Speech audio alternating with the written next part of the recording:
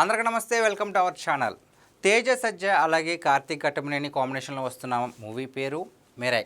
ఈ cinema September 12న రిలీజ్కి రెడీగా ఉంది. అంతేకాకుండా ఈ సినిమాకి సంబంధించిన ట్రైలర్ని అయితే ఈరోజు రిలీజ్ చేయడం జరిగింది. సో ఈ వీడియోలో మనం అసలు ట్రైలర్ ఎలా ఉంది, ఏ ఎలిమెంట్స్ బాగున్నాయి, విఎఫ్ఎక్స్ని ఎలా యూస్ చేసుకున్నారు, అసలు ప్లాట్ ఏంటో ఒకసారి తెలుసుకునే ప్రయత్నం చేద్దాం. ముందుగా ఈ ట్రైలర్ గురించి మాట్లాడుకునే ముందు తేజ సజ్జ గురించి మాట్లాడతాం. తేజ సజ్జ స్క్రిప్ట్ సెలెక్షన్ చాలా అంటే చాలా బాగుంటుంది ఈ మధ్యన.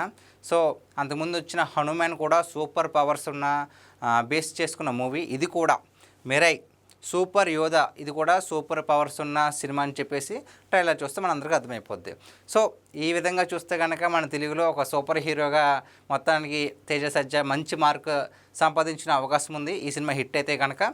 సో అంటే మెరై అసలు ఈ సినిమా ప్లాట్ ఏంటి, అసలు మనకి ఏ విధంగా మనకి కాస్త ప్లాట్ని తెలియజేశారో ఒకసారి తెలుసుకునే ప్రయత్నం చేద్దాం. ఫస్ట్ ఆఫ్ ఆల్ ఈ ట్రైలర్లో నాకు బాగా నచ్చింది విఎఫ్ఎక్స్ని చాలా బాగా యూస్ చేసుకున్నారు. అంతేకాకుండా గూస్ బంప్స్ ఇచ్చే మ్యూజిక్ ఇచ్చారు హరి గౌర గారు. ఈ హరి గౌర ఎవరైతే హనుమాన్కి మ్యూజిక్ ఇచ్చారో ఆ మ్యూజిక్ డైరెక్టరే ఈ సినిమా కూడా, ఈ మెరై సినిమాకు కూడా మ్యూజిక్ని అందించడం జరిగింది. సో ప్లాట్ ఏంటంటే, ట్రైలర్ ప్లాట్ ఏంటంటే, ఒక దుష్ట శక్తి ఎవరైతే విలన్ ఉన్నారో ఆయనే మంచు మనోజ్ గారు విలన్గా చేస్తున్నారు దీంట్లో. ఆ దుష్ట శక్తి ఒక తొమ్మిది గ్రంథాలను దొంగిలించి ఏదో చేద్దామనుకుంటాడు. ఆ 9 గ్రంథాలు ఎవరి దగ్గర ఉంటాయి? హీరోయిన్ వాళ్ళ బ్యాక్గ్రౌండ్లో అక్కడ ఉన్న వాళ్ళ దగ్గర ఉంటాయి. సో దాన్ని కాపాడాలంటే ఒక యోధుడు కావాలి. సో ఆ పనిని ఎలాగోలాగో ఒప్పించి తేజ సజ్జ ఎవరైతే హీరో ఉన్నారో ఆ హీరోకి ఒప్పించి అడ్డుకోవడానికి ఒప్పిస్తారు. కాకపోతే అతన్ని ఎదుర్కొని 9 పుస్తకాలని కాపాడాలి అంటే అతనికి ఒక పవర్ ఉండాలి కదా.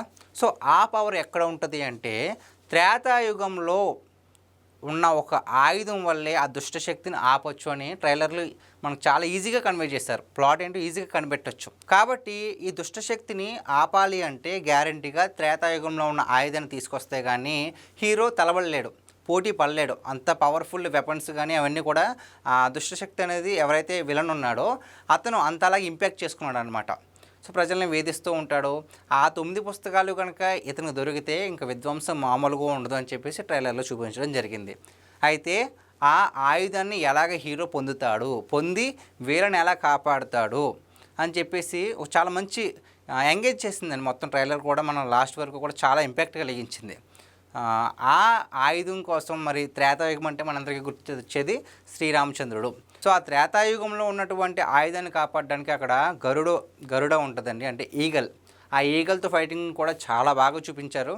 సో అంటే ఉండబోతుంది అని చెప్పేసి ఒక మంచి హింట్ అయితే ఇవ్వడం జరిగింది. సో ఇప్పుడు వచ్చేసి ఏంటంటే, ఇక్కడ ఈ కథ మొత్తం కూడా ఆ ఆయుధం అంటే శ్రీరాముడిది. ఆ శ్రీరాముని కూడా దీంట్లో ఇంట్రడ్యూస్ చేయడం జరిగింది. కాకపోతే ఎవరు అనేది రివీల్ చేయాల. శ్రీరాముడు అని ఈజీగా తెలుస్తుంది, కాకపోతే ఎవరో రివీల్ చేయాల. యాస్టీజ్ హనుమాన్ మూవీలో అప్పుడు హనుమంతుడు ఎవరో ఫస్ట్ రివీల్ చేయాల. దాని తర్వాత దాంట్లో రిషబ్ శెట్టి యాక్ట్ చేస్తున్నాడు అని చెప్పేసి పోస్టర్ రిలీజ్ చేయడం జరిగింది. సో దీంట్లో కూడా ఎవరు శ్రీరాముడు అనేది మనకి చెప్పడం చేయలేదు. సో ఒకసారి చూద్దాం. ఇక్కడ చూస్తున్నట్లయితే కనుక చూసారుగా శ్రీరాముడు అని తెలుస్తుంది, కాకపోతే ఎవరా శ్రీరాముడు అనేది మాత్రం మనకి రివీల్ చేయలేదన్నమాట. సో ఇక్కడ చూస్తే కనుక శ్రీరాముడే, కానీ ఎవరు ఏంటి అనేది మాత్రం మనకి రివీల్ చేయలేదు. అదొక బిగ్ ట్విస్ట్గా ఉంచారు దీంట్లో. ఈ ట్రైలర్తో అసలు కథ ఏంటి, ప్లాట్ ఏంటి అనేది అందరికీ అర్థమైపోయింది. కాకపోతే తీసే విధానం ఎలా ఉంది, అసలు సినిమాని ఏ విధంగా తీసుకెళ్లారు, ఆ యాక్షన్ సీన్స్ చూస్తుంటేనే మైండ్ బ్లాక్ అవుతుంది. నిజంగా చాలా బాగా అనిపించింది నాకైతే ట్రైలర్. సో ఈ ట్రైలర్ మీద మీ అభిప్రాయం ఏంటి? ట్రైలర్ మిమ్మల్ని ఎంగేజ్ చేసిందా, లేదంటే ఇంకా బాగా తీస్తే బాగుండు అనిపిస్తుందా? సో ఈ వీడియో మీద మీ విలువైన అభిప్రాయాన్ని కామెంట్ రూపంలో తెలియజేయండి. Thank you.